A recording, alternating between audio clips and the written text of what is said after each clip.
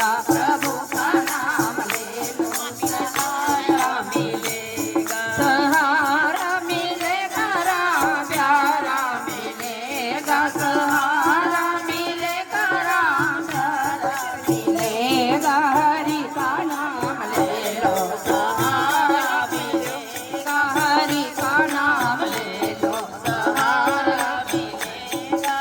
एक दिन यमुना कंढे ते एक साधु पे नहावे, एक दिन यमुना